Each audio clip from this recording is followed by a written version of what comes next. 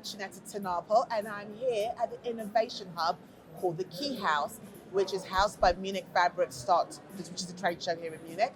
And I'm happy to actually be interviewing two wonderful guys who are going to talk about the solution and whatnot. But first thing I'm going to do is get them to introduce themselves to our audience. So do you mind starting first, introducing yourself, a name and what it is that you do? Thanks. My name is Richard Watts. I'm from Dishang.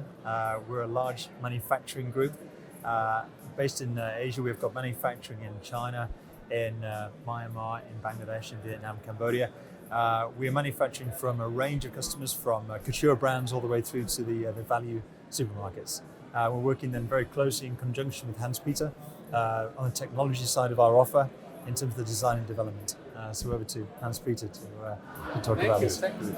So my name is Peter Hiemer. I'm the CEO of the company Assist. We are in the group Style 3D and Assist, representing all our products worldwide besides China.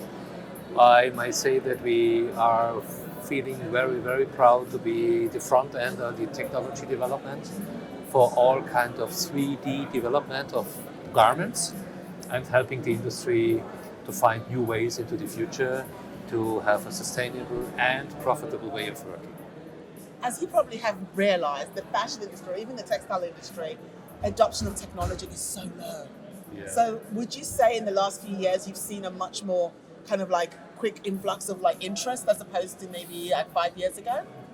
There's an upswing that people are embracing more the opportunities on technology. Still, there's still some kind of a waiting, and to my understanding and to our learning from our company, due to the fact that the environment, the legal environment and the restrictions which are coming more and more from the consumer side, this is a big help that the companies and the users are going for more technology. Otherwise, it will be not possible for the companies to fulfill the targets in the future without technology.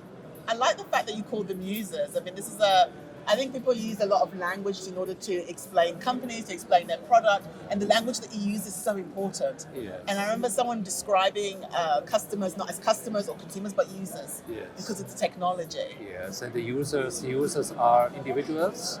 It can be you in an e-commerce environment using the technology. It can be a designer, it can be a merchant, it can be a retailer.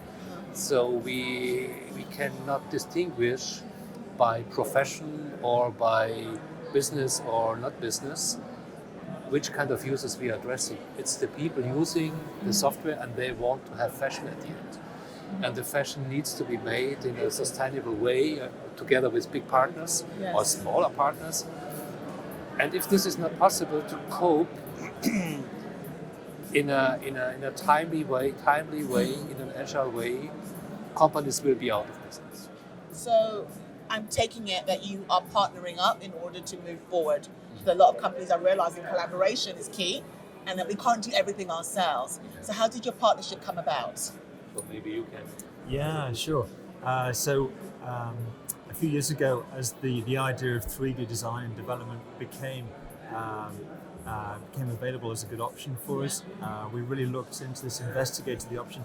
We recognized quite quickly there was a genuine, tangible benefit to our customers to being able to create a design and development solution for them was very compelling. Yes. That allowed us to become more environmentally friendly because we're making fewer garments in terms of the sampling process. We're reducing our couriers of garments from A to B all the time. We're compressing the supply chain by making the whole manufacturing solution, the critical part, shorter. Yes. And then this kind of partnership then just is built up, stronger and stronger. And now we have a very deep partnership with Style 3D because we are able to use a library of different garments so we can quickly develop new capsule collections for customers. And it works very, very well together. And we're creating then a quick solution that is achieving the right fit for our customer, as well as enabling us to keep a very, very close eye on the cost of everything, because the costing element of what we do is so important, particularly with the cost of living crisis.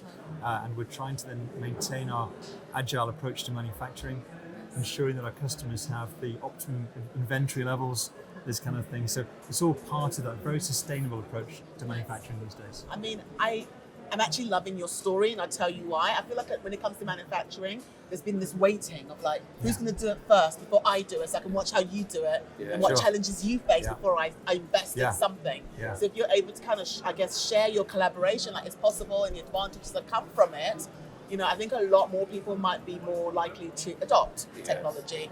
But I'm sure there were challenges though. Do you mind sharing those with us? Because I feel like a lot of people can learn from the challenges of another company and how they can overcome those themselves. We have this already in our presentation on the panels this morning, and it's not a surprise.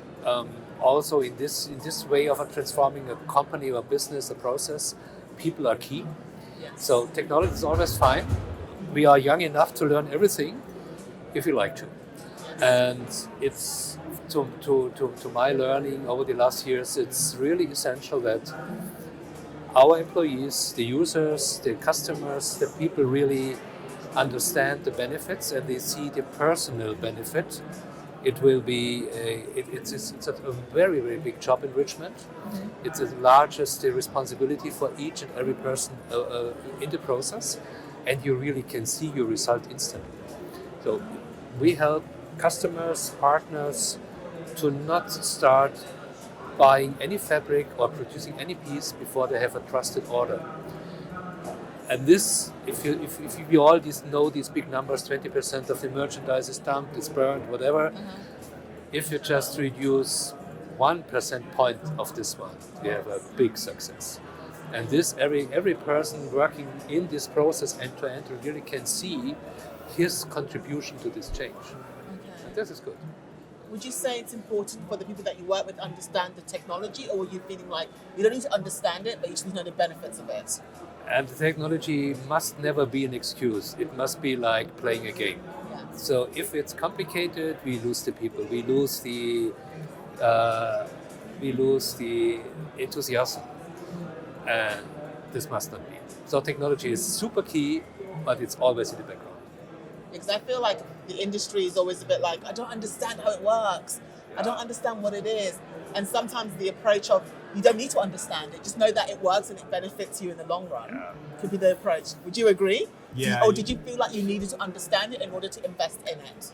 I think at the start of the process was quite daunting because there's an element of pattern understanding and a technology-based garment tech kind of aspect to it, alongside a designer, and sort of melding these two kind of responsibilities together and having a much more collaborative approach actually is a really rewarding experience then for the whole product design team, because we can quickly create a garment that comes to life much more quickly.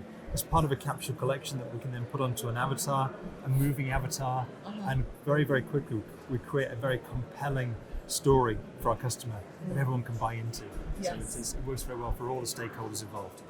See, I kind of hope that your story gives a positive response to those who will listen to you guys, because I still feel like there's a hesitation from the industry to adopt what you're doing, what you're bringing to the table, which makes sense, right? Yeah.